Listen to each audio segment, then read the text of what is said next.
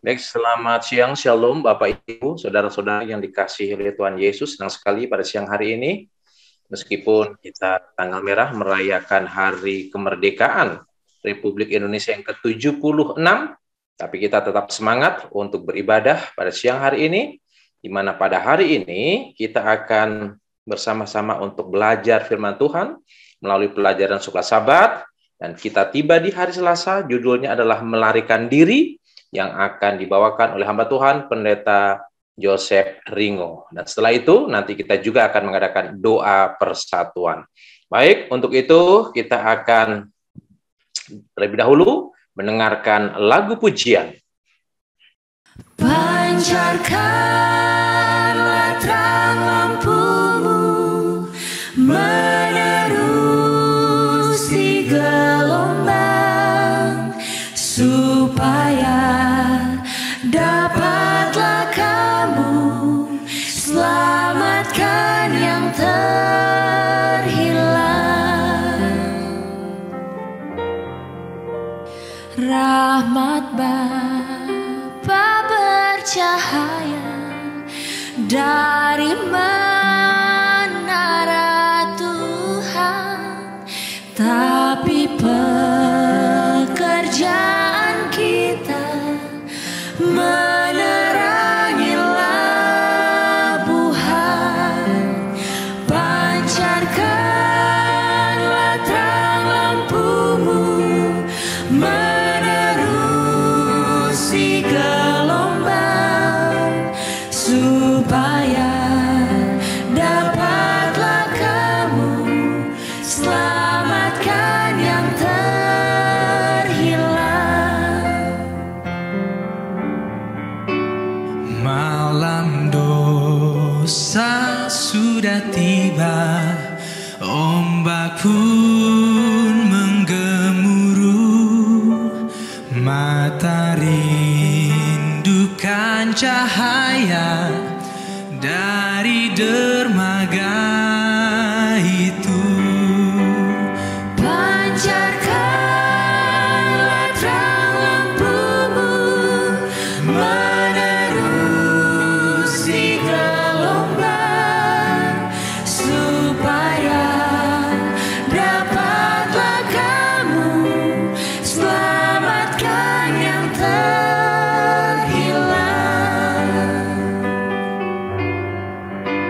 Lampumu selalu nyalakan bagi yang hanyut lelap, yang mau cari pelabuhan dalam malam yang gelap. Pancarkanlah terang lampumu menerusi gelombang, supaya dapatlah kamu selamatkan yang terhilang. Pancarkanlah terang lampumu menerusi gelombang, supaya dapatlah kamu selamatkan yang terhilang. Supaya dapatlah kamu selamatkan yang terhilang.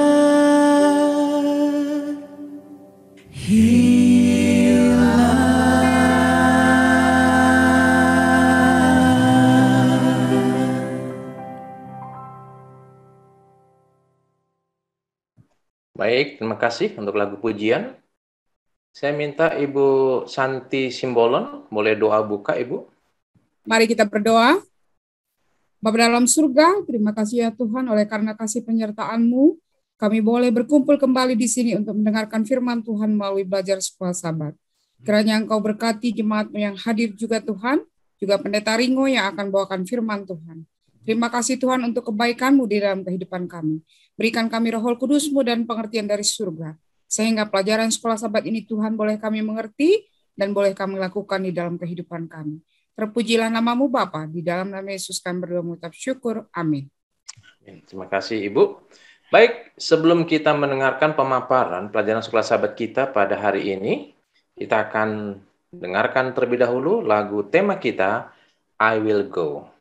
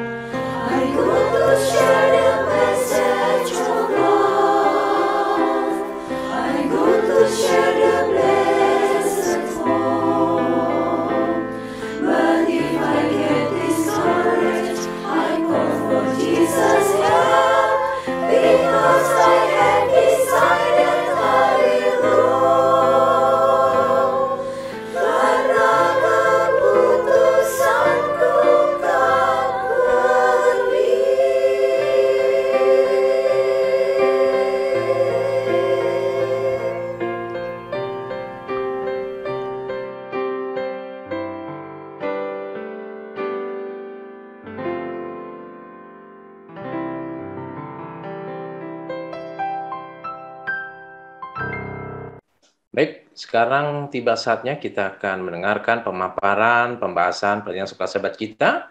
Nah, saat ini hamba Tuhan Pendeta Joseph Ringo yang akan membagikan pelajaran sekolah sahabat kita yang berjudul Melarikan Diri. Silakan Pendeta. Baik, shalom dan selamat siang saudara-saudara yang dikasihi Tuhan, baik saudara-saudara dari wilayah 11 maupun dari berbagai wilayah atau jemaat yang ada di Conference DKI Jakarta ini. Merdeka, merdeka, merdeka.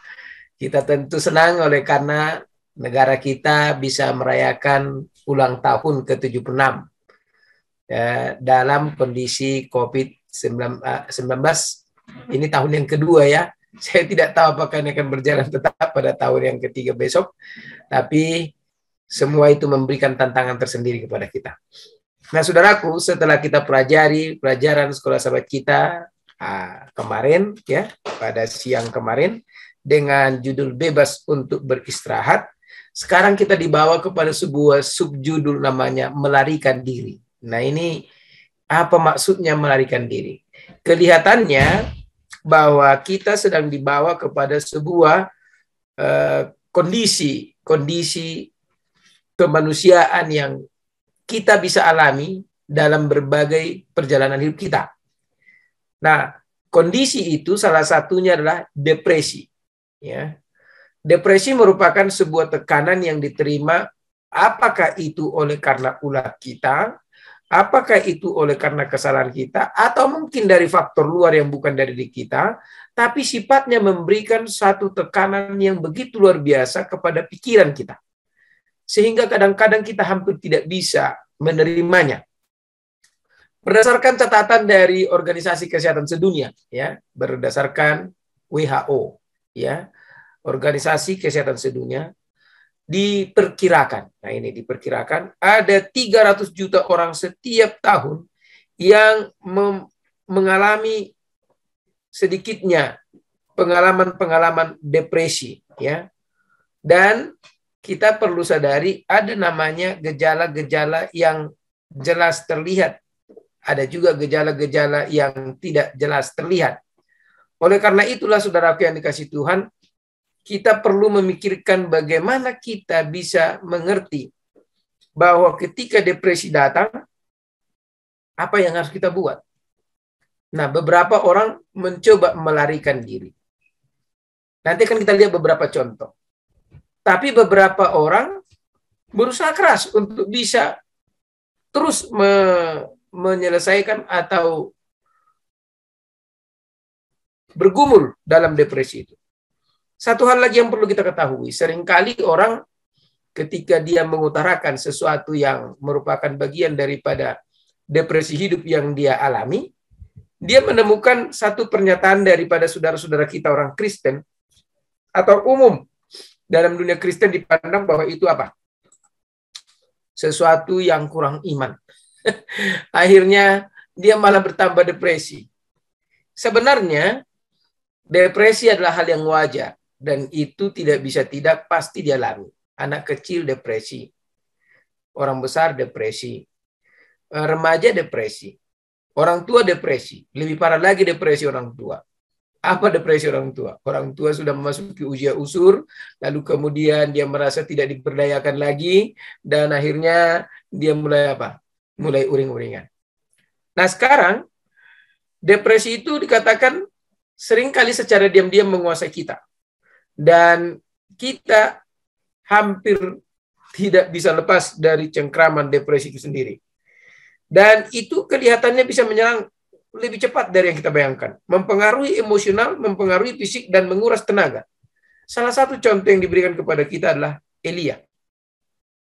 Elia adalah seorang yang bekerja bagi Tuhan. Seorang nabi, kadang-kadang dia tidak bisa mengatakan tidak kepada apa yang dikatakan Tuhan. Walau Yunus mungkin salah satu nabi yang mencoba mengatakan tidak dengan cara yang lain. Tetapi kemudian dia juga harus mengalami satu fenomena yang mungkin belum pernah terjadi kepada siapapun di dunia. Tetapi kemudian Elia yang seorang nabi yang penurut, seorang nabi yang tulus, apa yang dikatakan Tuhan dia lakukan, dan kemudian di sebuah tempat di mana di Gunung Karmel, disitulah ditunjukkan kepada Elia kuasa Tuhan yang ajaib dan juga merupakan panggilan kepada bangsa Israel bahwa Tuhan itu masih ada. Sesungguhnya dia tetap ada dan tidak pernah tidak ada. Nah, singkat ceritanya adalah bahwa Elia berhadapan dengan nabi-nabi palsu yang telah memurtadkan bangsa Israel ini, dan hasilnya Elia bersama dengan orang-orang yang kemudian diundang untuk kembali kepada Tuhan agar bertobat itu menyembelih para nabi-nabi palsu. Pekerjaan itu dilakukan pada saat dia masih tetap dalam kondisi bekerja untuk Tuhan. Tapi setelah selesai itu dilakukan, saudara tahu apa yang terjadi? Ada laporan kepada Isabel. Dan laporan itu dari suami Isabel, Ahab sendiri, bahwa bagaimana Elia telah memperlakukan nabi-nabi Baal, menyembelihnya seperti menyembelih apa? Binatang. Itu membangkitkan rasa amarah daripada Isabel, dan dia mengeluarkan satu statement mengatakan, aku bersumpah demi para Allah, jika tidak aku akan membalaskan apa yang dilakukan oleh Elia, dan aku akan menjadikan dia salah satu seperti orang yang dia perlakukan itu. Dan hasilnya sampai ke kuping daripada Elia. Ketakutan menghantui dia, depresi luar biasa. Sudah bisa baca itu dalam 1 Raja-Raja pasal yang ke-19. Kemana dia lari? Dia melarikan diri ke daerah Yehuda, dan kemudian dia meninggalkan bujangnya di daerah Yehuda. Lalu setelah itu dia pergi ke padang gurun, dan dia menjelajahi daerah itu sampai tiba di sebuah tempat di mana ada di situ namanya pohon Arab. Disitulah dia tertidur oleh karena sudah capek berpikir. Nah, saudara yang dikasih Tuhan, cerita mengenai judul melarikan diri ini adalah merupakan bagian yang kita sendiri alami. Ada orang melarikan diri dari depresi dengan mencoba menghilangkan dirinya. Dalam arti dua. Satu namanya menghilangkan diri dari keramaian, di luar daripada pantauan orang. Satu lagi, ya bunuh diri. Dan semua masalah selesai. Tapi orang yang menghilangkan diri dalam arti mencoba menjauhkan diri dari komunitas dan kemudian bersembunyi di satu tempat, ternyata tidak menyelesaikan masalah. Malah justru masalahnya semakin lebih menghantui pikirannya. Demikianlah Elia, kalau kita baca saudara-saudaraku di dalam satu Raja-Raja pasal yang keberapa itu? Pasal 19 ayat yang kelima, di mana dikatakan ayat keempat, ia sendiri masuk ke padang gurun, sehari perjalanan jauhnya, lalu duduk di bawah sebuah pohon ara, kemudian ia ingin mati, katanya, cukuplah itu. Sekarang ya Tuhan, ambillah nyawaku, sebab aku ini tidak lebih baik daripada nenek moyangku. Kenapa sampai dia ingin mati ya? Jawabnya sederhana, depresi yang luar biasa. Karena dia melihat tidak ada tempat perlindungan yang lain di daerah Israel bagi dia lagi. Itu makanya dia masuk ke daerah orang Yehuda. Dan di daerah orang Yehuda, dia juga tidak merasa bahwa bujangnya bisa memberikan pertolongan kepada dia. Dia merasa juga orang Yahudi juga tidak akan memberi pertolongan kepada dia. Dia melarikan diri dan pergi ke sebuah tempat namanya padang gurun, dan dia akhirnya berteduh di bawah sebuah pohon ara. Tapi saudaraku yang dikasihi Tuhan, apakah dengan melarikan diri kita selesaikan persoalan kita? Ini tantangan bagi kita. Nah, terkadang kita mencari hubungan pekerjaan atau alokasi baru dalam pencarian kita untuk melarikan diri. Ada orang membuat, udahlah ganti profesi, udahlah ini. Banyak orang yang hanya ganti profesi, ternyata dia nggak acceptable di sana, dan dia juga nggak cocok di situ, tambah lagi depresinya. Ada orang minum minuman keras, ada orang ya pergi ke jalanan dan kemudian melihat-lihat keramaian, tetapi semuanya kelihatannya bisa membawa persoalan baru. Dan kadang-kadang kita mengubur diri kita dalam lebih banyak pekerjaan, lebih banyak tengah waktu, dan janji temu, sementara kita berusaha lebih keras untuk melarikan diri dari sesuatu yang bernama menguras kegembiraan dari istirahat kita. Dan tentu saja, banyak orang menggunakan obat atau sejenisnya, semuanya dalam upaya untuk meredakan rasa sakit. Pada akhirnya, hal-hal ini hanya menutupi gejala-gejala mereka, seperti tidak menyelesaikan masalah. Nah, saudara-saudaraku, judul pelajaran kita kan untuk sepanjang minggu atau pekan ini adalah bebas untuk beristirahat. Saudara-saudara, ada pelajaran ini kita hanya dibawa untuk melihat bagaimana depresi bisa menimpa setiap orang. Dan ada solusi-solusi yang dicoba digunakan oleh setiap pribadi dengan cara yang berbeda-beda. Tidak semua sama, saudaraku. Bahkan kita menemukan banyak orang yang hasilnya dia harus memiliki atau lari kepada hal-hal yang sebenarnya tidak berkenan kepada Tuhan. Nah, dalam pelajaran ini, menurut saudara dan saya, atau menurut pandangan kita masing-masing, yang tentu juga berbeda, tapi coba nanti kita persatukan, kira-kira apa solusi yang terbaik untuk ini ya? Apa yang Tuhan tawarkan kepada saudara dan saya dalam hal ini? Tentu Allah memberikan hikmat kepada kita untuk menyelesaikan persoalan-persoalan yang kita hadapi. Ya. Matius 11 ayat 28 mengatakan, "Marilah kepadaku hai kami yang letih lesu dan berbeban berat, aku akan memberikan kelegaan kepada." Kelegaan yang dimaksud itu adalah istirahat juga. Kelegaan yang dimaksud itu kita dapat kemudian bebas dari apa yang kita anggap menjadi tekanan kepada kita. Lalu kemudian Yesaya 30 ayat 15. Yesaya 30 ayat 15 berkata, "Dalam tinggal tenang dan percaya terletak kekuatan." Jadi ada satu kata kunci yang kita harus ketahui dalam menghadapi persoalan-persoalan yang kita sedang menimpa kita adalah biarkan Tuhan yang membuat atau yang membuka pintu solusi bagi kita. Dapat paham saudaraku ya? Banyak hal yang bisa kita lakukan, tapi kadang-kadang pikiran kita dalam kebuntuan karena depresi itu tidak menyadari bahwa solusi yang sedang kita cari justru menambah tekanan baru. Tapi kita sampaikan kepada Dia yang lebih tahu dari segala hal. Bahkan rambut di kepala kita dikatakan apa? Diketahui oleh Tuhan. Karena itu Tuhan mengatakan, jangan khawatir akan hidupmu. Akan apa yang kau makan? Akan apa yang kau akan hadapi? Akan apa yang kau akan apa? Hadapi. Dan akan apa yang engkau akan temui di dalam pengalaman hidupmu. Tuhan lebih tahu. Tuhan lebih mengerti. Jadi sederhananya pelajaran kita pada hari kemerdekaan ini, tanggal 17 ini adalah, jika bangsa Indonesia merdeka oleh karena perjuangan yang sungguh-sungguh, saya percaya bukan berarti mereka tidak memiliki sebuah cara untuk merencanakan semua perjuangan itu. Perlu juga mereka saat teduh, lalu kemudian rencanakan apa yang harus dilakukan kembali. Begitu juga dengan kita.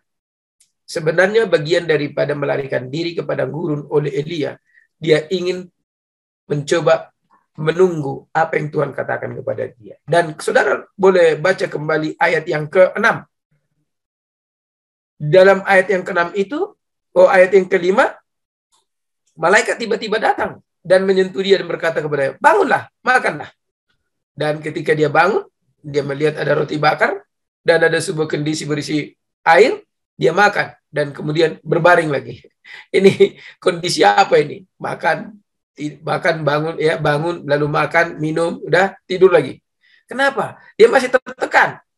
Dan kemudian malaikat itu menyentuhnya lagi kedua kalinya dan menyentuh serta berkata, bangunlah, makanlah, sebab kalau tidak perjalananmu nanti terlalu jauh bagimu. Dia bangun lagi, makan dan minum. Dan oleh kekuatan makanan itu, dia kemudian memiliki energi. Dia berjalan 40 hari, 40 malam lamanya sampai ke Gunung Allah, yaitu Gunung Horeb. Di Gunung Horeb inilah saudaraku, saudara masih ingat, ada banyak cerita mengenai Gunung Horeb. Termasuk salah satunya adalah apa? Salah satunya adalah Musa ada di sana. Dan juga berbagai pengalaman yang Tuhan tunjukkan di sana. Nah, artinya apa? Allah yang memberikan kepada kita banyak pergumulan. Maksud saya begini, bukan memberikan. Yang menuntun kita untuk dalam perjalanan hidup kita ini, tapi bertemu dengan pergumulan. Dia sendiri tidak membiarkan kita, saudara. Dia sendiri tidak membiarkan kita. Dia tetap melihat dan memperhatikan kita. Karena itulah Yesaya 41 ayat 3, ayat 10 dan 11, 13 berkata, janganlah takut, aku ini Allahmu. Janganlah bimbang, sebab aku ini akan menolong engkau dengan tangan kanan. Aku akan membawa engkau dengan tanganku kepada kemenangan.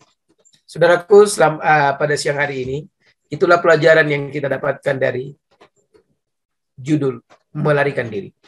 Semoga Tuhan memberkati kita dan mari kita diskusikan pelajaran ini sehingga membawa lebih banyak makna, karena tentu dari pengalaman-pengalaman kita menyelesaikan berbagai persoalan dalam diri kita, kita tentu bisa melihat, kita tentu bisa membagikan kepada teman kita yang lain. Tuhan memberkati kita, Tuhan menguatkan kita. Amin. Baik, terima kasih Pendeta Yosef Ringo yang sudah membahas pelajaran suka sahabat kita pada siang hari ini. Baik, ini waktunya bagi kita, jika ada pertanyaan yang ingin ditanyakan berkaitan dengan pelajaran suka sahabat kita, ataupun jika ingin menambahkan, melengkapi pembahasan suka sahabat kita, silakan bagi Bapak Ibu yang ingin bertanya atau ingin melengkapi atau ingin menambahkan pelajaran suka sahabat kita pada siang hari ini. Silakan. Baik, saya ingin bertanya dulu ya, sambil yang lain mungkin berpikir bagaimana untuk menanya. Yang saya tanyakan adalah berkaitan dengan Elia. Ya, dibahas dalam pelajaran suka sahabat kita, dia seorang hamba Allah, ya kan? Dia menyaksikan sendiri mujizat dan keajaiban, ya. Benar. Dia melawan para nabi-nabi Baal. Ya, sesuatu yang di luar akal pikiran manusia, dia saksikan sendiri.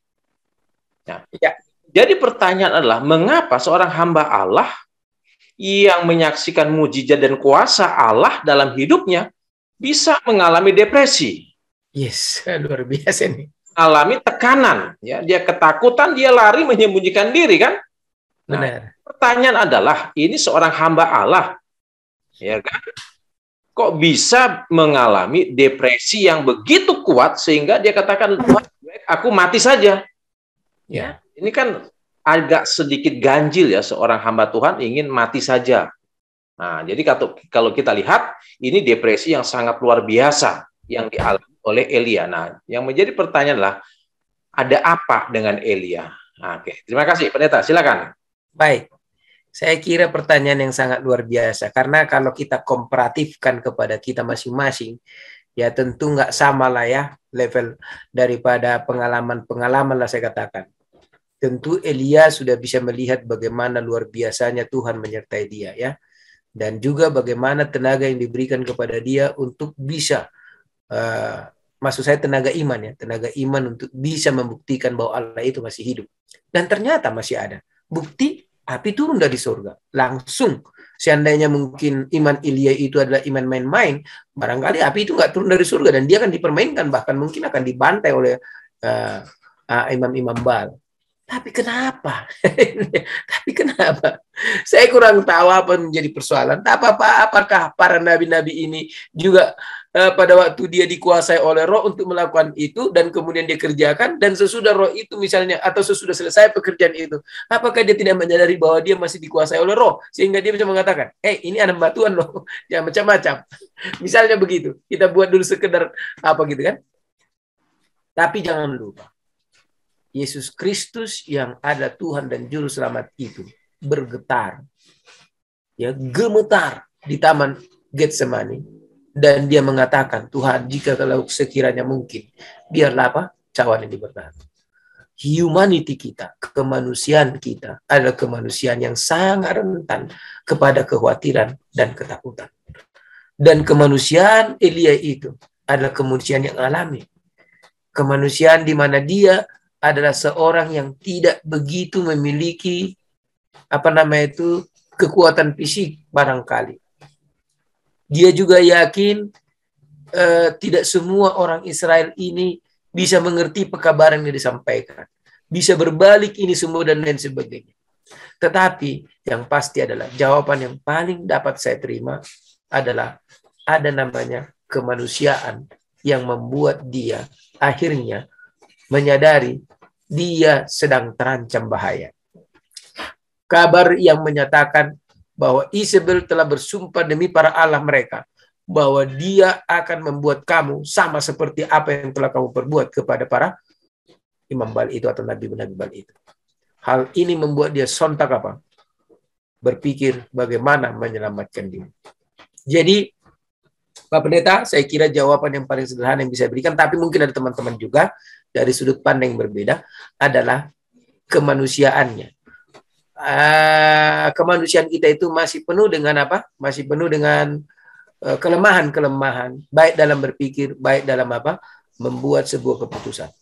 Demikian saya sampaikan. Terima kasih Pak Pendeta. Tuhan, silakan mungkin yang lain. Baik, terima kasih Pendeta Ringo untuk jawabannya. Mungkin yang lain yang ingin melengkapi, menambahkan, silakan. Bapak Ibu, silakan. Berkaitan dengan diskusi kita siang hari ini. Ada yang ingin? Terima kasih Pendeta. Oke, silakan Pak Ritonga. Silakan Pak Ritonga. Pak James Rustina dan Pak Pendeta Ringo. Iya. Benar memang kata Pak Pendeta Joseph Ringo itu karena kemanusiaannya, itu manusiawi. Tapi memang ketika dia membunuh nabi-nabi Baal itu, sebenarnya itu ada beban buat dia itu, ada traumatisnya. Karena kalau kita dengar cerita-cerita orang yang Gojo Algojo itu, ketika dia menembak orang yang jelas-jelas bersalah, itu masih masih ada terngiang-ngiang itu ketika orang itu meregang nyawanya. Makanya waktu menembak penjahat itu, hukuman mati dengan ditembak, itu yang regu tembak itu misalnya ada banyak, itu ada 12 atau 17 orang, dan yang diisi pelurunya katanya hanya satu senapan, yang lain itu hanya meledak. Jadi hanya satu yang mengenai orang itu, jadi bukan semuanya. Itu untuk mencegah supaya tidak trauma yang algojonya. Jadi ini pun saya kira dia bayangkan berapa orang dia bunuh begitu saja. Itu kan memang kalau secara manusia biasa itu kan bukan perang di medan perang. Orang begitu saja disembelih sama dia itu, wah luar biasa itu, mentalnya begitu kuat itu. Nah itu mungkin setelah dia ini, dia berpikir, waduh, pasti orang-orang dia pasti akan balas dendam ini. Itu yang membuat dia lari barangkali. Nah, makanya di sini dikatakan dia pergi, ya. Jadi walaupun sebagai seorang nabi, malaikat Tuhan sudah pernah berbicara dengan dia, tapi sebagai manusia kembali dia traumatis. Itulah sebabnya dia melarikan diri. Kalau kita memang yang sudah membaca Alkitab sekarang, kan dia hamba Tuhan. Dia harusnya percaya pada Tuhan. Kok bisa begitu? Nah, itu barangkali yang tambahan dari saya. Makasih, Pendeta. Baik, terima kasih untuk tambahan jawabannya. Ada lagi yang lain? Pendeta Panjaitan, silakan. Boleh sedikit saya tambahkan ya. Terima kasih. Ya, silakan Pendeta. Ada 4 hal yang saya lihat ya dari konteks pelajaran ini. Yang pertama saya lihat adalah bahwa depresi itu tidak memandang bulu, begitu ya. Entah orang percaya, entah orang yang tidak percaya pun dia bisa menyerang, gitu ya. Lalu yang kedua, saya lihat konteks ini bahwa Nabi ini sudah melakukan tugas mungkin sepanjang hari, begitu ya. Atau bahkan mungkin sudah lebih, jadi sudah capek mungkin dia. Jadi orang yang demikian mungkin ditambah lagi dengan ada ancaman, dia mungkin akan lebih mudah apa yang disebut dengan depresi tadi. Jadi ada kaitan antara dia capek, begitu ya. Kemudian ada ancaman yang akan mau membunuh dia lebih mudah untuk terpengaruh depresi tersebut, gitu ya. Lalu yang terakhir saya pikir dia seperti tadi yang sudah disebutkan wajar-wajar aja sebenarnya, gitu ya. Hanya solusinya yang terpenting sebenarnya. Solusinya itu kemana dia lari, kan begitu ya. Larinya itu kemana dia? Dia ternyata lari ke gunung, gitu ya. Dia bersembunyi. Dalam arti bahwa dia dalam hal ini lupa juga kuasa Tuhan yang bisa mampu melindungi dia. Nah inilah kadang-kadang kalau sudah depresi ya udah bisa jadi lupa juga akan kuasa Tuhan. Yang seharusnya menurut saya dia harus tetap lari kepada Tuhan. Serahkan sepenuhnya kepada Tuhan. Kalaupun saya pikir dia akan dibunuh, kan secara pengetahuan, secara iman dia sudah percaya bahwa Tuhan akan, kalaupun dibunuh, akan membangkitkan dia, kan begitu ya. Jadi saya pikir itu yang saya lihat. Jadi ada poin itu yang saya lihat. Ya artinya kalau kita sebagai gembala sekalipun bisa jadi ada datang serangan depresi itu. Jadi di sini saya lihat depresi itu diibaratkan seperti makhluk hidup yang mau mencengkram kita. Itu mungkin yang bisa saya berikan tambahannya. Terima kasih, Pendeta. Baik, terima kasih Pendeta Baler Panjaitan yang sudah melengkapi ya untuk jawaban tadi ya. Jadi kesimpulannya kita bisa ambil bahwa depresi itu adalah gangguan suasana hati. Ya. Karena satu peristiwa atau sesuatu yang terjadi dalam diri seseorang. Nah, dalam Yakobus 5 ayat 17 dikatakan bahwa Elia adalah manusia biasa sama seperti kita. Artinya apa? Artinya Elia juga bisa mengalami hal-hal yang kita alami sebagai manusia biasa. Nah, jadi inilah yang terjadi dalam kehidupan kita, tapi yang penting bagaimana solusinya, jalan keluarnya. Nah, itu yang penting ya.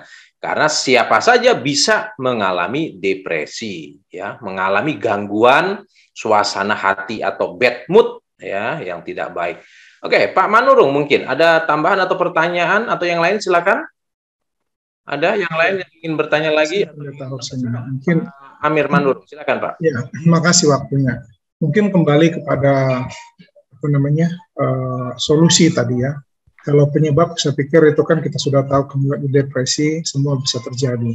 Kan alangkah kurang eloknya, kalau saya mohon maaf kepada hamba-hamba Tuhan yang ada di sini, yang pegang jemaat, ketika hamba Tuhan mengalami hal sama seperti Lia gitu, ketika memiliki masalah lari, terus apa kami anggota jemaat lakukan?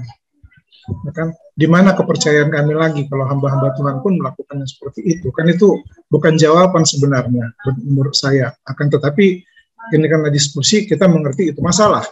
Tapi bagi saya bukan jawaban. Kalau hamba Tuhan lari, depresi, nggak kuat, apalagi ada istilahnya nanti kalau orang kami Palembang bilang manikot dianya gara-gara depresi, sedih sekali kan. Jadi apa yang kami contoh dari hamba-hamba Tuhan ini kan begitu.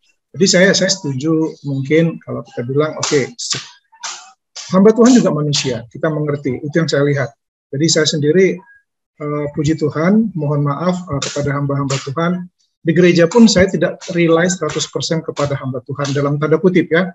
Karena pandangan saya ke gereja pun saya melihat Yesus, bukan melihat pendeta. Pendeta hamba Tuhan adalah sahabat saya yang menggembalakan saya sehari-hari, akan tetapi saya tidak boleh percaya kepada dia 100%. Akan tetapi saya merasakan ketika hamba Tuhan datang berdoa, mengajak saya berdoa dalam kesulitan saya dan kesusahan saya sangat dikuatkan. Saya termasuk anggota yang agak sering berdoa dengan pendeta. Saya suka mengajak pendeta habis tutup sabat berdoa berdua. Saya doakan beliau. Apalagi kalau pendeta sudah katakan, kurang sehat aku. Langsung pagi-pagi subuh jam 5 saya telepon, saya doakan.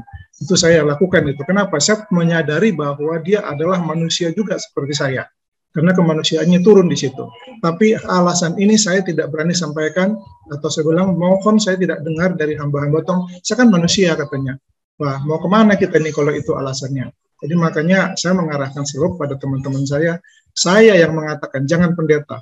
Dia adalah manusia juga seperti kita biasa, pandanglah Yesus. Kalau Anda memandang kepada pendeta, mohon maaf, Anda akan cepat murtad dari gereja ini. Itu saya sampaikan kepada sahabat-sahabat saya, apakah tua-tua jemaat, apa anggota jemaat, jangan pandang dia. Pandanglah dia sebagai hamba Tuhan yang membantu mengembalakan kita, tapi bukan dia menjadi patokan kita. Tolok ukur kita tetap apa? Surga. Saya bilang, kalau Anda mau selamat, pandang selalu kepada salib. Itu yang saya coba lakukan kepada dalam kehidupan saya. Tidak sempurna ya, tapi artinya saya coba lakukan salah. Bukan mengurangi rasa hormat pada hamba Tuhan, bukan. Ya, dijauhkanlah kirang dari situ. Tapi saya akan tetap memandang kepada Yesus, tapi hamba Tuhan yang ada di gereja kami, di gereja saya, ataupun di jemaat, di kita, di lingkungan ini, saya tetap hargai karena hamba-hamba Tuhan yang sudah diurapi, itu saya percaya bahwa saya dapat tumpangan tangan dari hamba-hamba Tuhan ini. Itu saya sangat percaya itu. Tetapi saya tidak bisa bilangkan bahwa keselamatan itu saya tergantungkan kepada siapa? Kepada hamba-hamba Tuhan. Saya lebih mencenderungkan hati ke saya seperti Yosafat ya, ketika dia mau berperang melawan musuh yang begitu banyak, dia apa? Pandang kepada Yesus. Dia minta kekuatan daripada Tuhan, bukan minta kekuatan dari sahabatnya sesama imam segala apa, tidak. Dia ketika Tuhan yang memimpin kita, ketika Tuhan yang kita jadikan batu karang kita, maka kita tidak perlu takut karena kita memiliki suatu kuasa yang luar biasa di atas segala masalah kita, di atas segala persoalan kita. Tuhan itulah yang menjadi kendali kita. Mungkin kira-kira itu Pendeta Hursina. Terima kasih. Terima kasih Pak. Terima kasih Pak. Ya, terima kasih Pak Manurung yang sudah melengkapi ya. Jadi saya tunggu Pak untuk bersama dengan saya Pak ya. Apa ini Pak? Amin. Ya, Banyak. Satu kuncinya adalah bahwa ini bagi saya ya, ketika kita mengalami tekanan, stres atau depresi, Mazmur 62 itulah kunci yang dapat kita lakukan. Apa itu? Hanya dekat dengan Allah saja aku tenang. Ya. Benar itu. Dengan adalah salah satu cara yang bisa kita lakukan. Ayat yang ke-9 sudah baca, curahkanlah isi hatimu kepada Allah. Nah, jadi kalau kita punya masalah, kita bisa curhat sama Tuhan. Ya, jadi ini adalah salah satu solusi bagi kita ketika kita menghadapi depresi. Nah, jadi ketika kita mengalami depresi, melarikan diri jangan kepada obat-obatan. Ya, melarikan diri jangan kepada hiburan dunia, tapi biarlah kita melarikan diri kepada Allah sebagai gunung batu. Oke, terima kasih. Ada lagi yang lain yang ingin bertanya? Kita masih ada waktu beberapa menit ke depan. Tadi Mazmur berapa Pendeta Hursina? 62, Pak. Ayat semua. Semua bisa ayat 2, ayat 3, ayat 9, nanti Bapak baca. Ya. Ya, terima kasih Pendeta. Ya, sama-sama. Oke, yang lain ada yang bertanya? Ingin bertanya, silakan. Silakan Bapak Ibu, kita masih ada waktu. Kalau ada yang ingin bertanya. Ya, Pendeta Ursina mungkin tidak bertanya kalau masih ada waktu daripada kita tutup lebih pagi. Saya mungkin mau sharing saja bahwa kami pun anggota awam ini tidak boleh terlalu percaya kepada sahabat-sahabat kami, ke teman-teman kami, mendengar omongan mereka, walaupun itu teman terbaik saya, belum tentu saya akan percaya kepada beliau. Ya, artinya kepada pendeta saya tetap percayakan, tetapi kalaupun bicara, mari kita dengar juga hati-hati. Bukan mengatakan bohong, bukan. Tapi artinya belum tentu itu cocok untuk kita semuanya. Jadi kita bawakan kembali, bawakan ke dalam Tuhan, kepada Tuhan. Ketika saya dinasehati oleh gembala, saya dengar dengan baik, tapi saya bawakan kepada Tuhan nasihat itu. Tuhan, tolong berikan saya kebijaksanaan untuk mengerti nasihat ini. Saya percaya hamba Tuhan telah menyampaikan kepada saya, sebelum gitu. Tapi kuatkan saya supaya ini saya bisa terima dengan baik. Jadi itu bermanfaat pendeta bagi saya. Karena kalau saya melihat begini, apa ya? Kalau kita banyak diskusi dengan siapa sajalah, lupakan dulu sekali ini kita bicara pendeta, lupakan itu. Kalau sudah masalah iman, bicara tentang depresi, pendeta juga banyak depresi kok. Ya, saya tidak tahu kalau maaf kalau pernah mengalami ya. Hamba-hamba Tuhan di sini sering sekali menghibur kami anggota awam yang kemalangan. Ya, kalau misalnya anggota keluarga kami meninggal, ibu, bapak, khususnya kalau anak yang meninggal, sama gampang mengatakan kami turut berduka, memberikan penghiburan. Tapi semoga belum ada yang ngalamin ya. Kalau mengalami ketika kita kehilangan anak kita, ya jangan dulu anak tunggal ya. Tapi kalau buru pangguaran, contohnya ya di orang Batak ini atau anak pangguaran itu, saya bagaimana stresnya hamba-hamba Tuhan menghadapi itu? Nggak sanggup juga kan? Berat juga bapak-bapak pendeta alamin itu. Ya, jadi makanya saya bilang saya bukan bilang tidak percaya, bukan. Tapi maksudnya lihat ini poinnya, hanya terlalu gampang saya menyampaikan turut berduka, terlalu gampang kita menyampaikan pekabaran-pekabaran yang indah kepada yang berduka, akan tetapi ketika itu tiba di kita pun stresnya setengah mati. Ya, belum tentu sesama pendeta mendengarkan. Artinya gini, hamba-hamba Tuhan yang ada di sini kalau mohon maaf, kalau terjadi sesuatu, pasti ketua daerah lah, atau ketua uni lah, atau pimpinan departemen lah yang hire sedikit lah gitu ya. Tapi dia pun mengalami yang sama. Kalau ketika ketua uni pun kalau kemalangan, dia pun sakitnya setengah mati juga gitu loh. Nggak terlalu gampang untuk menghadapi masalah-masalah begini. Itu yang saya bilang tadi Pak Pendeta. Gimana? Bukan tidak percaya, tidak yakin gitu bukannya. Maksud saya berat juga saya meyakini. Kenapa? Karena dia kemanusiaannya muncul di situ. Itu munculnya, itu saya bilang Pendeta Ursina. Jadi saya pun artinya mungkin bukan sekarang saya akan mau saksikan, nanti ada waktunya. Kalau mau menyaksikan itu, saya banyak sekali kecewa di gereja. Bukan cuma anggota gereja, termasuk kepada pendeta sekalipun saya pernah kecewa. Tapi akhirnya saya minta petunjuk daripada Tuhan. Tidak boleh kecewa, dia pun manusia. Kau ampuni dia, kau panggil dia, kau pergi ke rumahnya, kau berdoa dengan dia. Saya datangin pendeta saya, ke rumahnya kami berdoa. Kenapa? Karena pada saat perbuatannya itu menyakiti hati saya. Tapi saya datang pada gembala itu, karena itu petunjuk daripada Tuhan. Amir pergi ke rumahnya, kamu berdoa dengan keluarganya. Doakan dia, karena dia pun pada saat itu manusia. Ya maksudnya sampai sekarang pun manusia gitu. Tetapi hamba Tuhan pun perlu didoakan. Jadi jangan kamu hanya berharap tumpangan tangan dari pendeta, tapi kamu juga perlu mendoakan hamba-hamba Tuhan. Karena dia pun adalah manusia biasa yang sering lemah, sering jatuh juga ke dalam ke dalam depresi. Saya tidak katakan pada pencobaan ya, akan mengalami depresi yang sama. Mungkin itu sekedar sharing Pendeta Ursina. Terima kasih. Ya, baik, terima kasih Pak Manurung ya, yang sudah memberikan masukan yang sangat baik.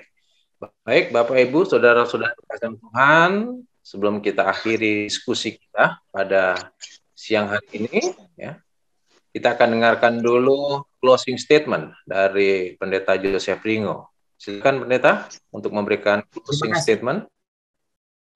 Saya kira kita sebagai manusia tidak bisa lepas dari kuasa dikudrati Allah. Karena itu, apapun yang kita alami, apapun yang kita rasakan, apapun yang kita hadapi, percayalah bahwa Tuhan sedang mempersiapkan segala solusi untuk kita. Semoga kita dapat memahami dan Tuhan menguatkan kita dalam perjalanan hidup kita. Terima kasih. Terima kasih, Pendeta. Kita akan dengarkan lagu tutup dan nanti doa tutup oleh Pendeta Joseph Ringo. Syukur Tuhan, kami naikkan atas mawar langit surya, bagi semua ku doakan.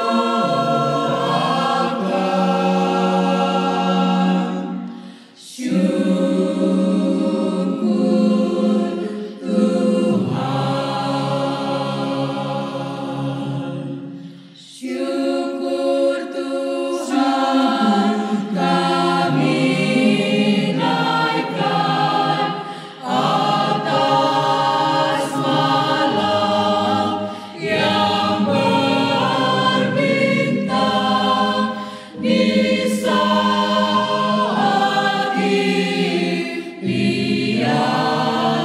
indah. Syukur Tuhan, syukur Tuhan, kami naikkan atas cinta dan harapan dan kesenangan yang bekerja.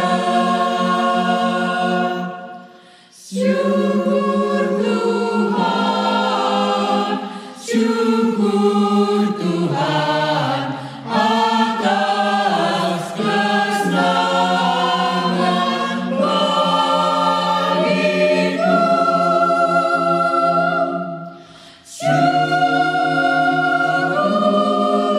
Tuhan, syukur Tuhan,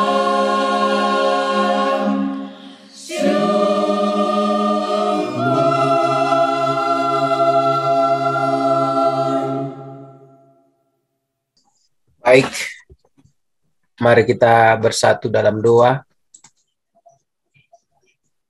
Kita berdoa. Bapa yang kudus, yang bersemayam dalam tahta kerajaan surga, kembali kami datang menyembah-Mu, memuliakan dan mengagungkan nama-Mu Tuhan. Dikuduskanlah kiranya nama-Mu, jadilah kehendak-Mu Tuhan di surga, dan begitu juga di bumi dan di hati kami masing-masing.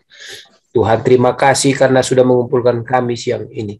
Dan kami boleh melihat bagaimana Tuhan, walaupun anak-anak-Mu mengalami berbagai tekanan dan mencari solusi yang lain, tapi Tuhan datang dekat di hati kami dan menyentuh kami untuk mengatakan, ini aku. Marilah kepadaku, hai kamu yang letih lesu dan berbeban berat.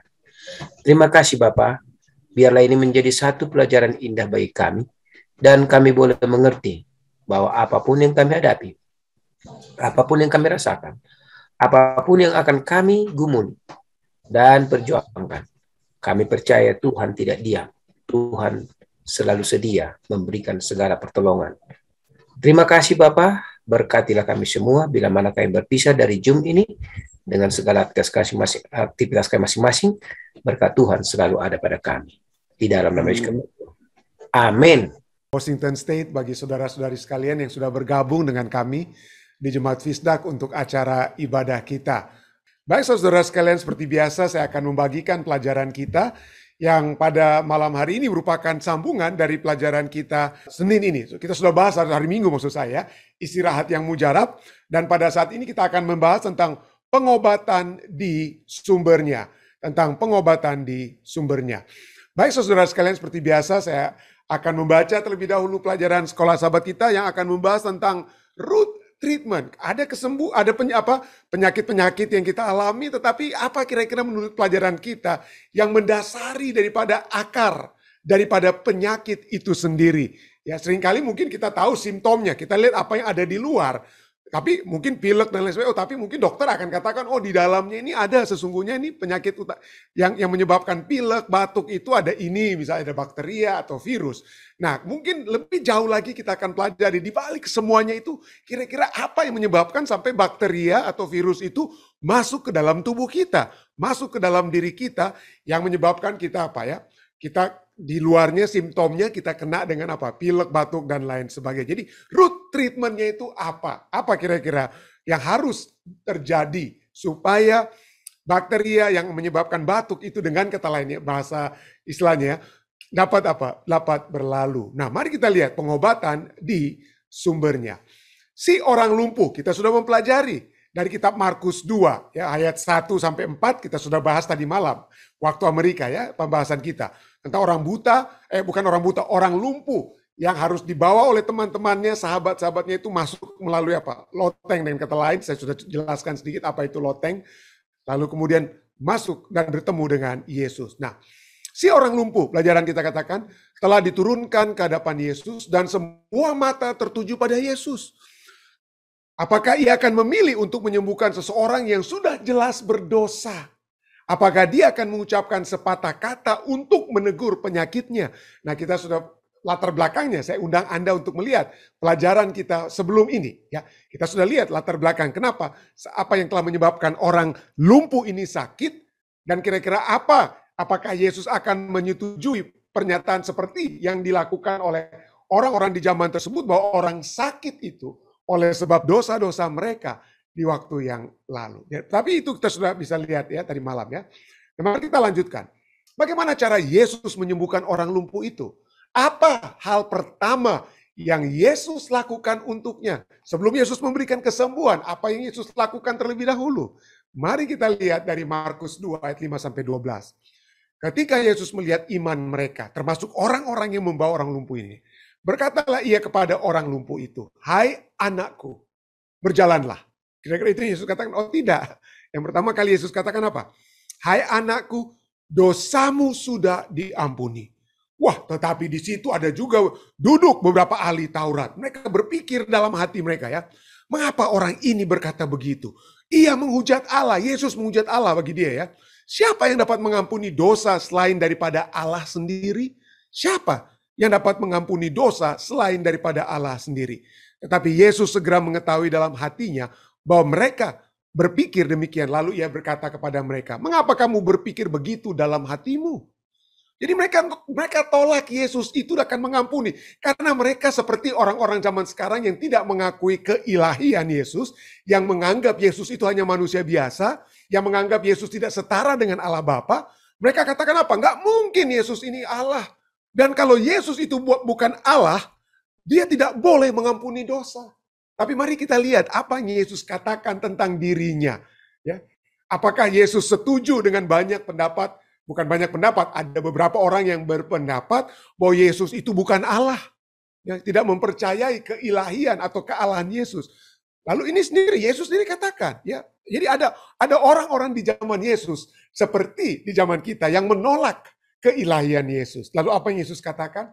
"Mengapa kamu berpikir begitu dalam hatimu?" Ayat 9, manakah lebih mudah? Mengatakan kepada orang lumpuh ini, "Dosamu sudah diampuni," atau mengatakan, "Bangunlah, angkatlah tilammu dan berjalan."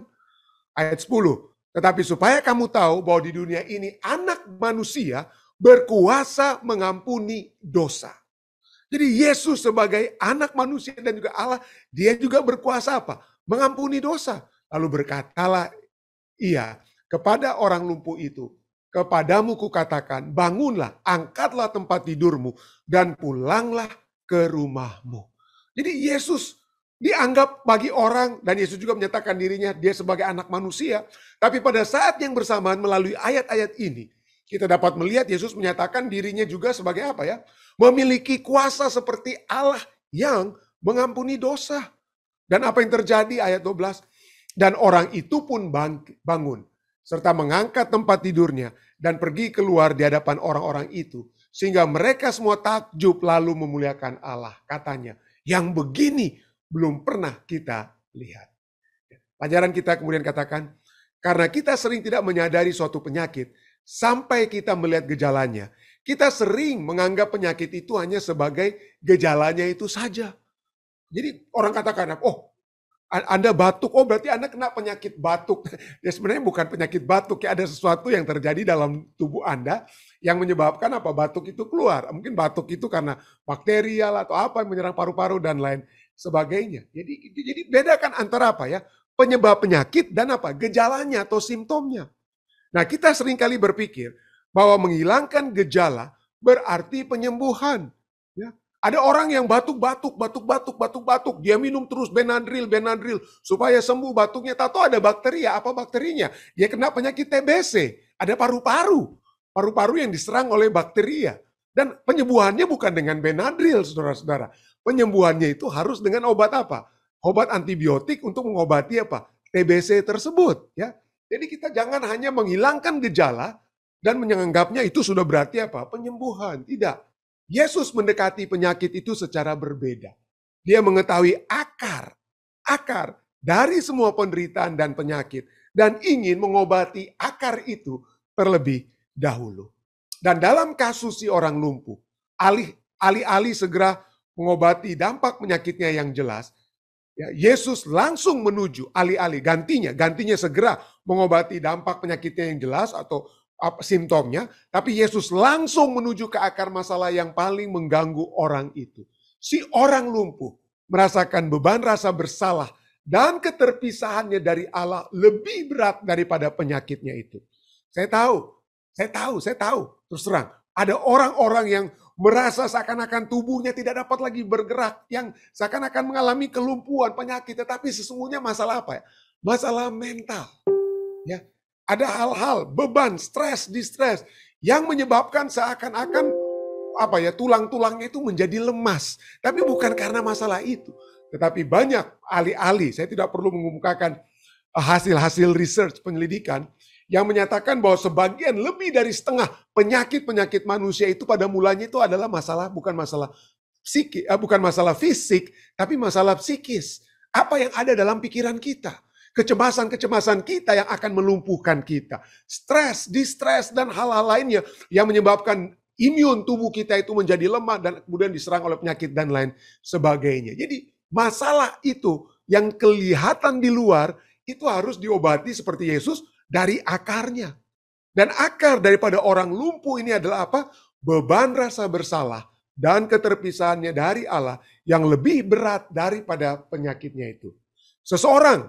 Pelajaran kita katakan, seseorang yang beristirahat di dalam Tuhan mampu menanggung penderitaan fisik apapun yang mungkin menimpanya di dunia yang sakit dengan dosa ini. Maka Yesus tahu itu, maka Yesus langsung menuju ke akarnya dan menawarkan pengampunan terlebih dahulu. Dan para pemimpin agama terkejut ketika mereka mendengar Yesus mengucapkan pengampunan. Dan sebagai jawaban atas tuduhan mereka yang tidak terucapkan, Yesus mengajukan satu pertanyaan. Bacalah Markus 2:8-9. Tantangan apa yang Yesus berikan kepada para ahli Taurat di sana? Apa isu yang sebenarnya Yesus hadapi? Markus 2:8-9. Tapi Yesus mengetahui dalam hatinya bahwa mereka berpikir demikian. Lalu ia berkata kepada mereka, "Mengapa kamu berpikir begitu dalam hatimu? Manakah lebih mudah? Mengatakan kepada orang lumpuh ini dosamu sudah diampuni, atau mengatakan bangunlah dan angkatlah tilammu dan berjalan." Ya. Mana yang lebih mudah? Ya, yang satu itu apa? Yang satu itu cuman apa ya? Satu itu cuman apa? Gampang. Semua orang juga akan bisa gampang untuk mengucapkan, ya bertobatlah ya saudara-saudara, ya Anda harus bertobat. Gampang mau diucapkan. Ya. Tetapi lebih sukar, yang lebih memiliki kuasa itu adalah kuasa mujizat itu apa? Bangun, angkatlah tilammu dan berjalanlah. Gampang, semua ahli Taurat juga mungkin dapat berbicara itu ya. Bertobat saudara ya, bertobat supaya sembuh. Gampang ngomong. Itulah sebabnya pelajaran kita katakan bicara itu pada umumnya murah atau gampang. Tetapi tidak ketika Allah berbicara dengan firman Tuhan yang berkuasa. maka semua hal menjadi ada. Seperti kitab Kejadian 1 berbicara tentang penciptaan. Allah berfirman, action langsung apa? Jadi tidak seperti manusia. Bicara aja actionnya itu atau apa yang akan terjadi kemudian itu ya mungkin bisa jadi, bisa tidak. Tapi mari kita lihat ya, pelajaran kita katakan, Yesus lebih apa ya?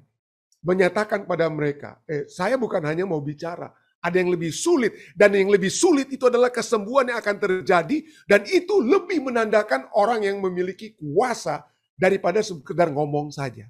Dengan kata lain. Jadi meskipun pengampunan bukanlah sesuatu yang bisa kita lihat, itu adalah satu hal yang mahal. Pengampunan mengorbankan nyawa anak Allah di kayu salib. Yang lainnya tambahan. Yang lainnya itu tambahan. Dan untuk menunjukkan kekuatan dan realitas pengampunan, Yesus kemudian memilih untuk menyembuhkan orang lumpuh tersebut. Allah ingin menyembuhkan kita di dalam. Ya, di dalam pikiran kita, dalam hati kita terlebih dahulu. Allah ingin itu yang lebih dahulu sembuh. Dan kadang-kadang dia memilih untuk membawa kita kepada kesembuhan fisik dengan segera. Jadi kalau kita sudah memiliki damai dengan Tuhan, dapat saja penyakit kita itu dapat segera hilang, itu dapat. Tapi itu yang utama, lebih daripada penyakit itu apa? Apa yang dapat diobati dari dalam diri kita, secara fisik atau psikologis, daripada hanya sekedar fisik. Jadi Allah dapat. Kadang-kadang dia memilih untuk membawa kita kepada kesembuhan fisik segera, seperti dengan si orang lumpuh dalam Markus 2. Atau kadang-kadang kita harus menunggu pagi kebangkitan untuk mengalami penyembuhan fisik. Artinya, Allah Maha tahu, Allah tahu. Dia tahu yang mana yang dapat memuliakan dia. Ya. Yang dapat memuliakan Allah. Kalau kesembuhan kita yang secara langsung memuliakan dia, itu didapat lakukan. Tetapi kalaupun tidak, yang pasti Anda akan dimuliakan juga. Anda memuliakan Tuhan pada saat dia datang kedua kali. Dan bukan hanya itu saja. Kalaupun kita tidak disembuhkan sekarang, tetapi kita tetap beriman, kita tetap percaya. Maka iman kita yang tetap kuat, walaupun penyakit tidak disembuhkan, itu juga dapat memuliakan Allah. Jadi kita tidak tahu rancangan Tuhan. Kita tidak memiliki kemahatauan seperti Tuhan. Tetapi dia tahu mana yang terbaik yang dapat terjadi. Apakah kesembuhan yang segera atau kesembuhan yang pasti akan terjadi nantinya saat dia datang di kali yang kedua. Itu poinnya ya. Tapi bagaimanapun juga juru selamat kita menginginkan kita untuk dapat beristirahat dalam kepastian akan kasih dan kasih karunia serta pengampunannya bahkan sekarang.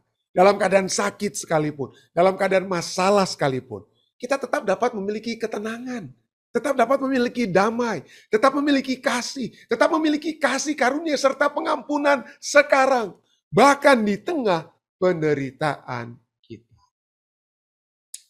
Pertanyaan bagi kita, bagaimana kita dapat menemukan istirahat dan kedamaian bahkan ketika doa kita untuk penyembuhan itu tidak dijawab.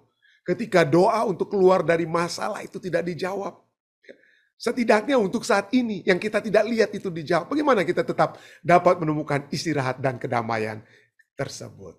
Jadi itulah kita sudah bahas ya.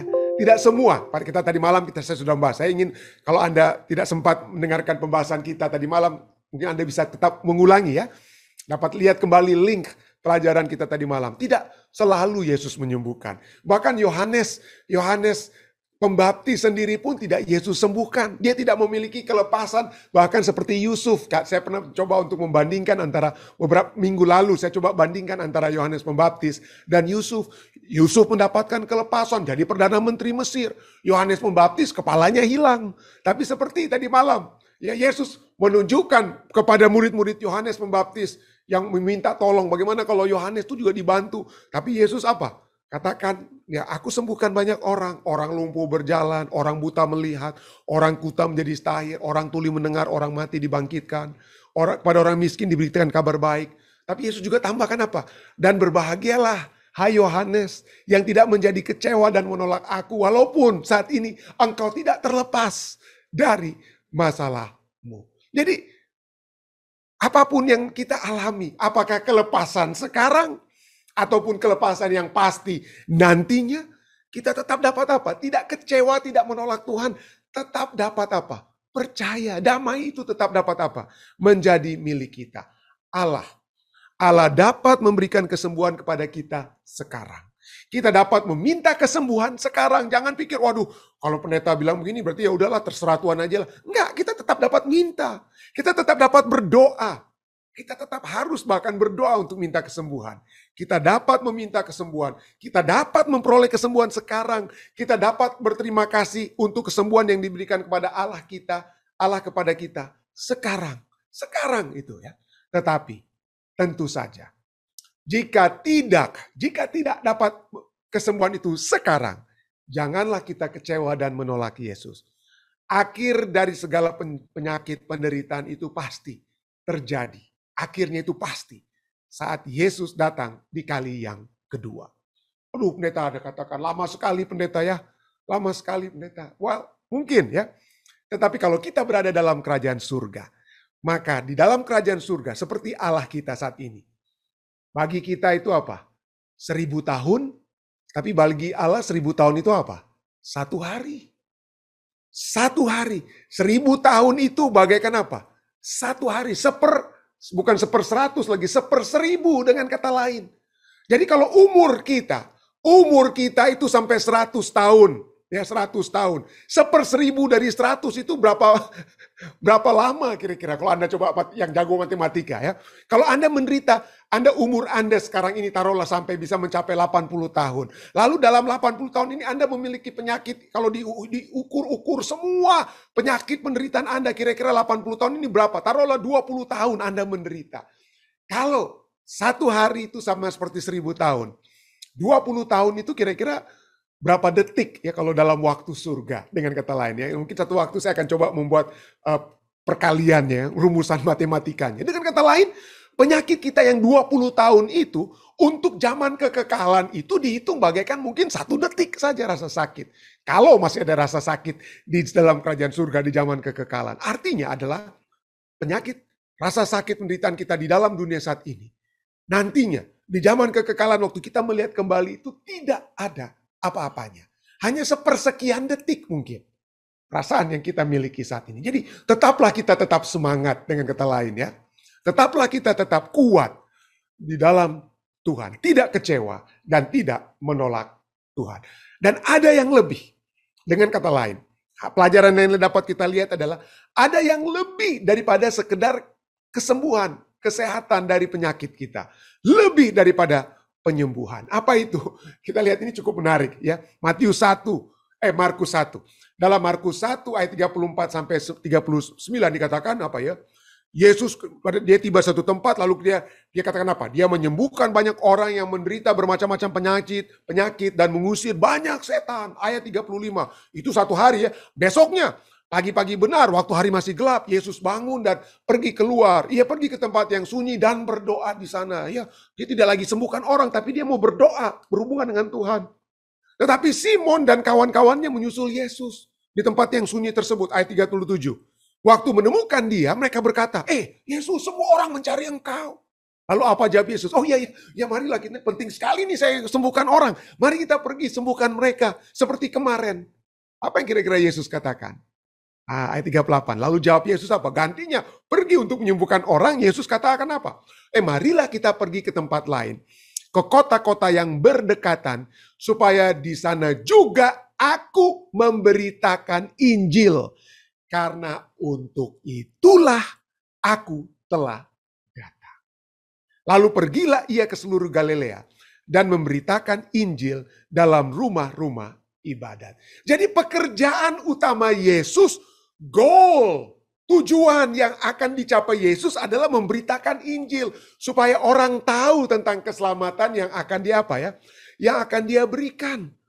Dan proses untuk mencapai pemberitaan Injil, untuk mencapai goal tersebut, untuk mencapai satu tujuan itu, salah satu kendaraan untuk mencapai tujuan itu adalah kendaraan penyembuhan.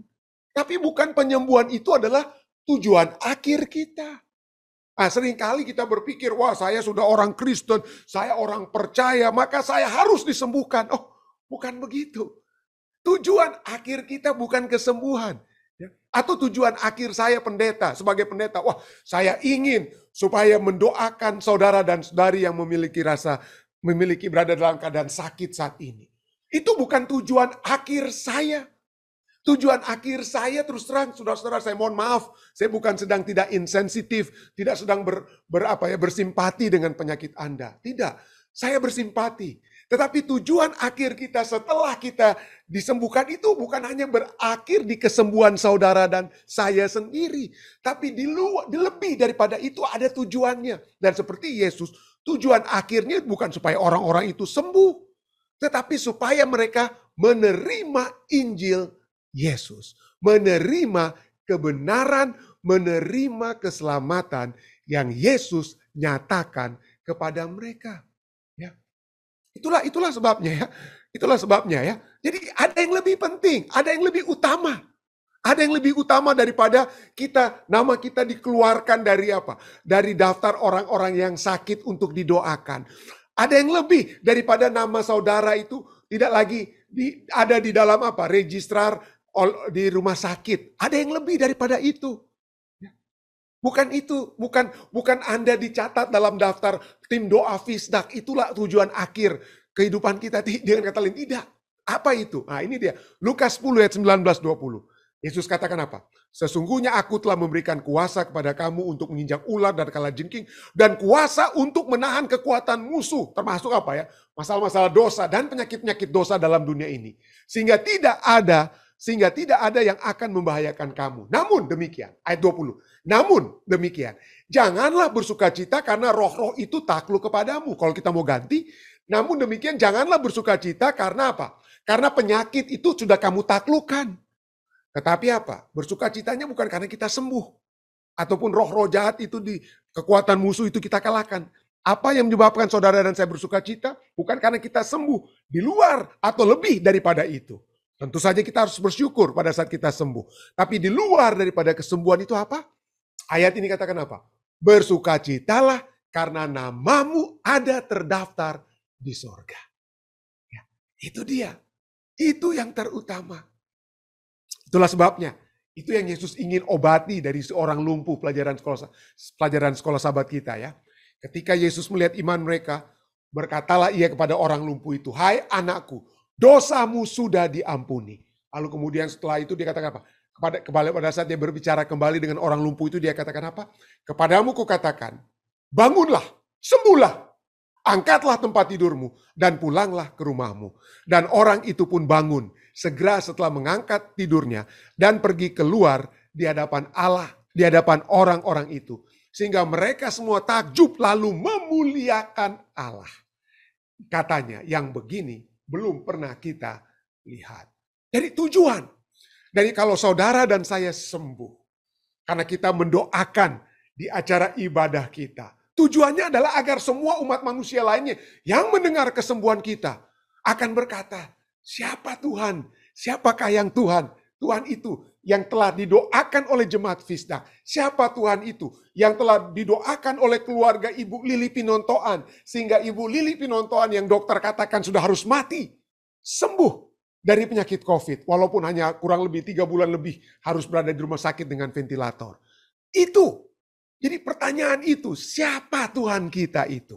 Siapa yang akan menjadi dimuliakan? Itulah yang menjadi akhir daripada apa ya? Dengan kata lain, akhir daripada proses yang kita minta kepada Tuhan, yaitu kesembuhan tersebut. Dan di balik semuanya itu, supaya kita walaupun dalam keadaan sakit apapun, tapi kalau kita sudah dibenarkan dengan Tuhan, kita sudah memiliki jaminan keselamatan, dosa-dosa kita diampuni, maka itu akan memberikan kekuatan kepada kita. Kenapa? Karena kita yakin saat Yesus datang, penyakit-penyakit kita itu akan hilang. Kita akan memiliki tubuh yang sempurna. Seperti yang Yesus sudah janjikan. Kenapa? Karena dia sudah menyelamatkan kita. Karena dia sudah memberikan apa? Seperti orang yang lumpuh ini sudah dikatakan apa? Dosamu sudah diampuni. Ya. Pengampunan sudah diberikan. Minggu lalu saya sudah membahas tentang apa ya? Kutipan dari Lord Lessing ini. Mari kita ulangi kembali. Apa kebutuhan terbesar kita? Kebutuhan terbesar kita bukan hanya sembuh dari penyakit ini atau itu. Tidak. Kebutuhan terbesar kita ini. Jika kebutuhan terbesar kita adalah informasi, maka Tuhan akan mengirim kita seorang pendidik. Jika kebutuhan terbesar kita adalah teknologi, Tuhan akan mengirim bagi kita seorang ilmuwan. Jika kebutuhan terbesar kita adalah uang, Tuhan akan mengirim bagi kita seorang ekonom. Jika kebutuhan terbesar kita adalah kesenangan, atau entertainment, pleasure, maka Tuhan akan mengirim bagi kita seorang penghibur atau entertainer. Tetapi kebutuhan terbesar kita adalah pengampunan. Oleh sebab itulah Tuhan mengutus bagi kita seorang juru selamat. Tuhan kirim juru selamat. Ya.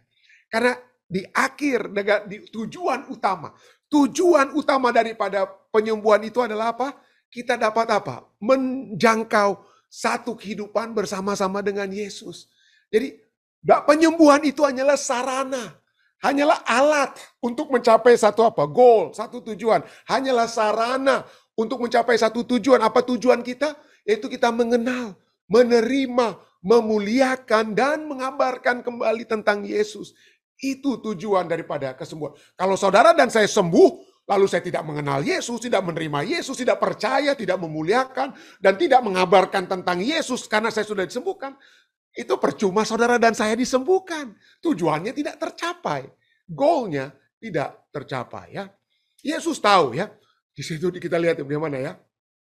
Pada saat ada orang di kolam ya, di satu tepi, di satu kolam ya, orang sedang lumpuh. Yesus tahu apa yang terjadi walaupun orang itu tidak tahu tentang Yesus ya. Pada saat orang-orang bertanya, siapa itu yang sembuhkan kamu? Waduh, saya tidak tahu ya. Karena dia tidak sempat berbicara. Tapi Yesus tahu keadaan orang tersebut. Inilah sebabnya saya katakan, kesembuhan itu kadang-kadang bukan hanya karena kita punya iman. Ya, seringkali kita hanya berpikir, tapi tidak. Bukan berarti kita tidak perlu iman. Ya. Kita perlu iman. Tetapi bukan itu yang menjadi dasar utama. Dasar utama adalah kemahatauan Tuhan. Dia tahu siapa yang dapat dia sembuhkan untuk kemuliaannya. Dia tahu, walaupun seperti pelajaran kita tadi malam, Yesus menyembuhkan anak seorang janda. Janda itu mungkin tidak tahu Yesus, seperti orang yang di tepi kolam ini ya, yang juga tidak tahu Yesus, tapi Yesus tawarkan kesembuhan dan dia sembuh ya. Tapi Yesus tahu. Lalu setelah apa yang terjadi? Setelah ia disembuhkan, maka ia apa? Dia mengenal, dia menerima, memuliakan, dan dia mengabarkan tentang Yesus. Ayat 15. Lalu orang itu keluar, lalu menceritakan kepada orang-orang Yahudi bahwa Yesuslah yang telah menyembuhkan dia. Jadinya dia mengenal Yesus. Itulah tujuan akhir dari kesembuhan-kesembuhan kita. Ya. Jadi itulah Yesus juga katakan ya. Yohanes 20 ayat 31. Banyak tanda lain yang telah Yesus buat di hadapan murid-muridnya yang tidak tercatat. Jadi Yesus membuat mujizat, membuat penyembuhan kiri dan kanan dengan kata lain. Yang bahkan tidak tercatat. Tetapi kenapa itu semua harus dia lakukan penyembuhan itu? Supaya kamu percaya. Supaya saudara dan saya apa? Percaya. Itulah tujuannya. Kita percaya, kita memuliakan Yesus seperti yang tertulis dalam Matius apa ya? 15 ayat 30 sampai 31. Orang-orang yang disembuhkan ya. Mereka takjub pada saat kesembuhan itu diberikan. Orang buta melihat, orang lumpuh berjalan, orang timpang sembuh. Akibatnya apa? Dan mereka memuliakan Allah Israel.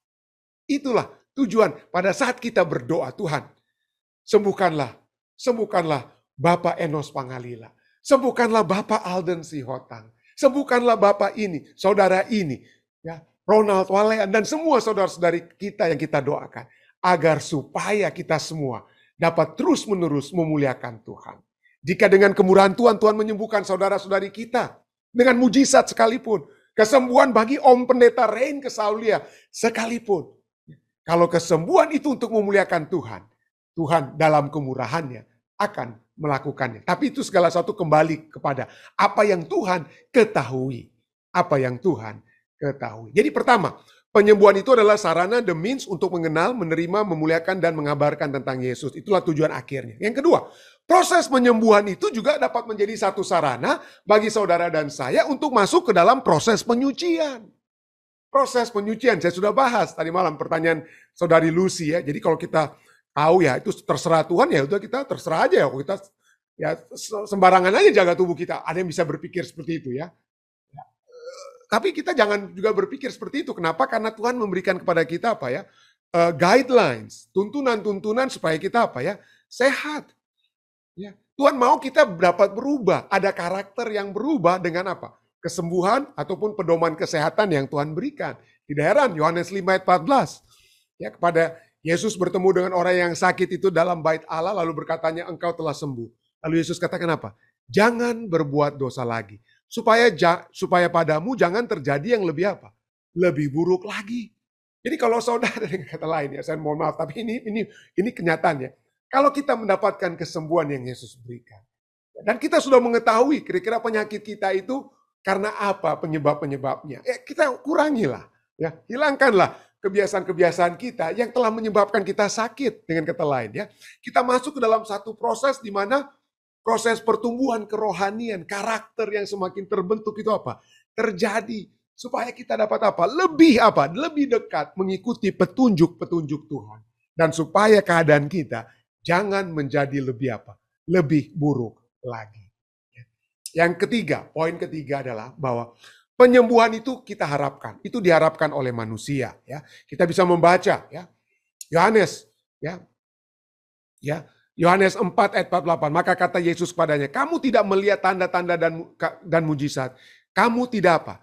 Tidak percaya jika kamu, saya ulangi. Yesus berkata kepadanya, jika kamu tidak melihat tanda dan mujizat, maka kamu tidak apa? Tidak percaya. Kita seringkali itu meminta ya, kita meminta. Dan itu betul, penyembuhan itu diharapkan. Dan kita ingin melihat supaya kita apa? Percaya. Namun, kadangkala penyembuhan itu sekalipun tidak membawakan hasil yang diinginkan. Hasil apa? Tidak membawa kita untuk mengenal, menerima, muliakan, atau mengabarkan tentang Yesus.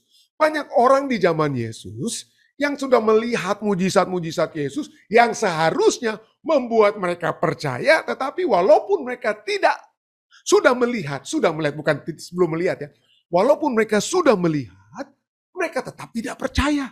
Yohanes 12 ayat 37, katakan apa?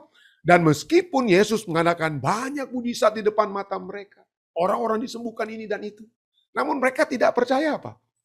Tidak percaya kepadanya. Jadi itulah sebabnya kita harus berhati-hati dengan meminta mujizat-mujizat kesembuhan. Karena walaupun itu dapat terjadi, setan juga dapat membuat counterfeit. Setan juga dapat membuat apa ya? Mujizat-mujizat palsu yang walaupun seakan-akan betul sembuh, tetapi bukan justru membawa orang menjadi percaya kepada Yesus, tapi justru dapat membawa orang jauh daripada Yesus. Dan itulah sebabnya Yesus sudah nyatakan. Banyak mujizat yang dia buat di depan mereka, namun mereka tetap tidak percaya kepadanya. Jadi dengan kata lain, penyembuhan itu bahkan bukan menjadi apa? Jaminan. Ya. Bukan menjadi Yesus saja tidak. Yesus saja dengan kata lain apa ya? Tidak mendasarkan kepercayaan orang yang ingin dia percaya kepada dia. Pada saat Yesus menyembuhkan, Yesus tidak berharap mereka percaya hanya dengan melihat mujizat tersebut. Ada hal yang lebih yang Yesus inginkan. Apa itu? Nah, kita lihat. Ya, sementara ia di Yerusalem selama hari raya Paskah, banyak orang percaya dalam namanya karena mereka telah melihat tanda-tanda yang diadakannya. Tetapi Yesus sendiri tidak mempercayakan dirinya kepada mereka karena ia mengenal mereka semua. Jadi dengan kata lain, mereka hanya percaya kalau mereka melihat kebesaran Yesus. Waduh, Yesus hebat. Dia berkata orang sembuh. Tapi bagaimana waktu mereka melihat Yesus di kayu salib? Yesus tidak bisa berkata untuk melepaskan dirinya. Orang-orang ini hanya mau lihat yang hebat-hebatnya saja, yang besar-besarnya saja. Mereka tidak ingin melihat seluruh ajaran Alkitab tentang Yesus. Bahwa anak manusia itu harus apa? Dihina. Anak manusia itu harus didera dan lain sebagainya. Tapi pada saat kita hanya melihat yang mujizat-mujizat yang hebat-hebatnya. Dan apabila hanya itu yang menjadi dasar kepercayaan kita, maka Yesus katakan, aku tidak percaya dengan kepercayaan kalian seperti itu. Kalau yang kalian menjadi percaya hanya karena adanya mujizat, hanya adanya spectacular event, ya, hal-hal yang gaib yang telah terjadi. Tidak, ada yang lebih daripada sekedar penyembuhan mujizat. Ya, yang menyatakan kehebatan. Jadi kenapa saya katakan ini? Karena memang kita sering lihat ya orang katakan, wah mari kita hadir ini kebaktian kebangunan rohani ini. Wah kenapa? Karena di dalam kebaktian kerohanian itu, orang-orang yang sakit semua akan sembuh semuanya. Wah puji Tuhan kalau memang itu yang Tuhan kehendaki ya. Tetapi kalau kita hanya percaya karena adanya mujizat, hanya adanya sesuatu hal yang supernatural, yang heboh, maka Yesus sendiri katakan, aku tidak mempercayakan kebenaranku itu melalui hal seperti itu. Lalu melalui apa dong? Ini dia. Kepercayaan yang berdasarkan mujizat bukanlah jaminan terhadap iman yang sesungguhnya. Iman yang sesungguhnya itu kalau demikian dasarnya itu apa dong pendeta? Mungkin Anda bertanya ya. 2 Petrus 1 ayat 19 katakan apa? Dengan demikian kami makin diteguhkan oleh firman yang telah disampaikan oleh para nabi. Dalam kitab Injil, Yesus pernah katakan, walaupun ada orang-orang mati seperti Abraham bangkit untuk berkhotbah, kamu bahkan tetap tidak percaya. Tapi kalau kamu mau percaya, percayalah bukan pada saat kalian melihat ada orang mati yang berkhotbah, tetapi percayalah kepada firman yang sudah dinyatakan oleh para nabi. Firman Tuhan yang tertulis itulah Alkitab. Firman Allah itulah mujizat yang harus menuntun kita semua kepada pertobatan yang sejati. Bukan karena kita melihat, ada hadir di KKR ini, orang yang buta bisa melihat pendeta. Kalau memang Tuhan berkehendak, tentu itu dapat terjadi. Tetapi firman Tuhan katakan apa? Yesus sendiri tidak mempercayakan dirinya kepada mereka. Kenapa? Karena kita bukan diteguhkan oleh mujizat. Saya ulangi. Kita bukan diteguhkan oleh mujizat, tetapi oleh firman yang telah disampaikan oleh para nabi. Alangkah baiknya kalau kamu memperhatikannya, seperti firman Tuhan yang katakan apa? Sama seperti memperhatikan pelita yang bercahaya di tempat yang gelap, sampai fajar menyingsing, dan bintang timur terbit bersinar di dalam hatimu. Firman Tuhan itu. Itulah yang apa? Lebih daripada mujizat yang Anda dapat lihat. Nah, tentu saja, saya tidak sedang mengecilkan kesembuhan. Tuhan dapat membuat mujizat, saudara. Seperti kita di Jemaat Fisdak saksikan, Tuhan membuat mujizat kepada jemaat kami pada saat kami melihat kesembuhan bagi Ibu Lili Pinontoan, ya. Dan begitu banyak hal-hal lainnya. Saya tidak bisa sebutkan satu-satu ya kesembuhan-kesembuhan Tuhan berikan ya. Karena penyembuhan itu adalah bagian juga atau Tuhan dapat menggunakan seperti kesembuhan Ibu Lili atau siapapun yang dapat Tuhan sembuhkan saat ini. Bagian dari pemberitaan Injil, sarana supaya orang dapat mengenal Yesus. Sarana supaya orang dapat memuliakan Yesus dan mengabarkan tentang Yesus. Itu adalah bagian, ini tidak bisa kita elakkan. Matius 10 ayat 1, Yesus memanggil ke-12 muridnya dan memberi kuasa. Kuasa dapat saudara dan saya tetap miliki. Untuk mengusir roh-roh jahat dan untuk menyelenyapkan segala penyakit dan segala apa? Kelemahan. Dan itu bukan hanya Yesus katakan, kalian akan terima. Itu dipraktekkan oleh murid-muridnya. Murid-muridnya praktekkan. Lukas 9 ayat 6. Lalu pergilah mereka dan mereka mengelilingi segala desa sambil memberitakan Injil dan menyembuhkan orang sakit di segala tempat. Jadi kalau kesembuhan itu dapat membawa orang kepada Yesus, lakukan. Mungkin Anda kata, pendeta itu kan di zaman Alkitab. Tapi setelah zaman Rasul-Rasul, setelah Alkitab tertutup, tidak ada lagi dong pendeta mujizat-mujizat kesembuhan. Siapa bilang? Siapa bilang? Itu sudah dinubuatkan ya.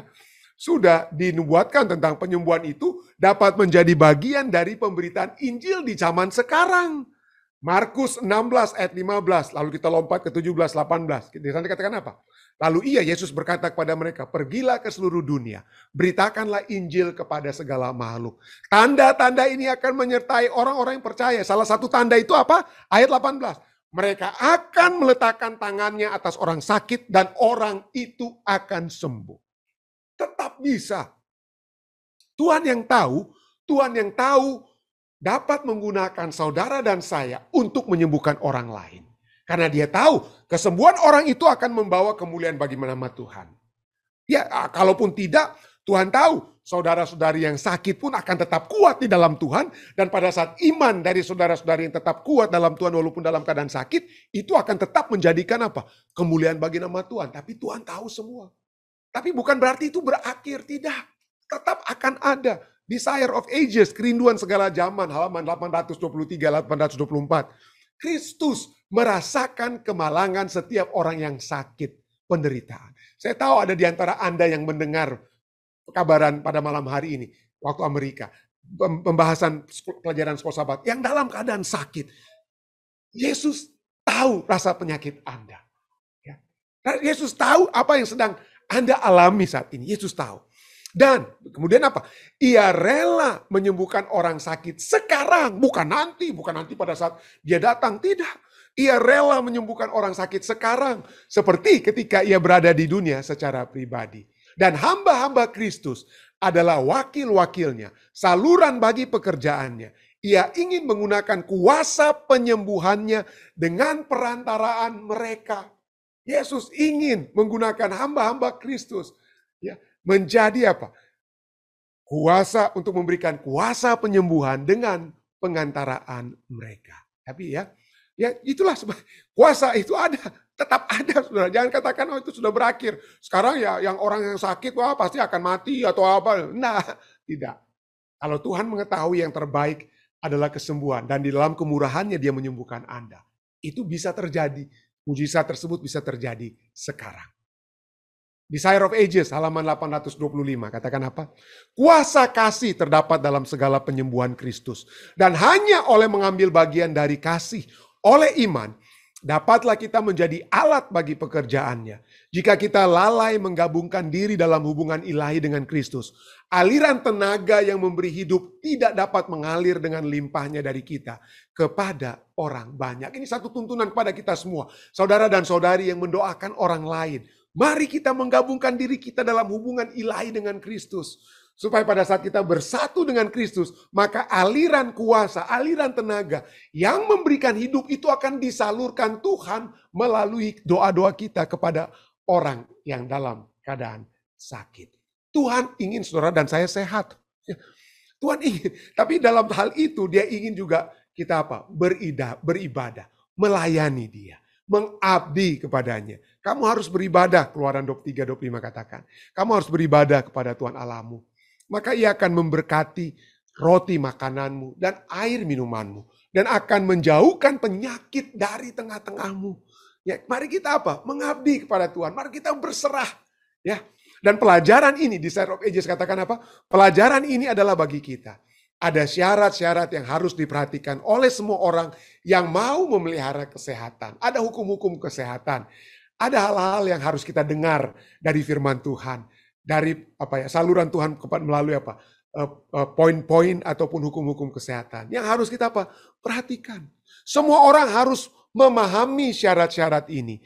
Tuhan tidak senang melihat adanya kurang pengetahuan mengenai hukumnya, baik alamiah maupun rohani. Kita harus bekerja sama dengan Allah untuk pemulihan kesehatan tubuh dan jiwa. Tetaplah kita berdoa. Dengan kata lain, tetaplah kita meminta kepada Tuhan untuk kesembuhan sekarang. Dan tetaplah kita menggunakan hukum-hukum kesehatan yang Tuhan sudah berikan agar supaya tubuh kita itu tetap kuat, tubuh kita itu tetap sehat, supaya kita terus-menerus dapat memuliakan Tuhan. Kiranya ini dapat menjadi bahagian kita semua. Saya bawa ini dalam nama Yesus. Amin.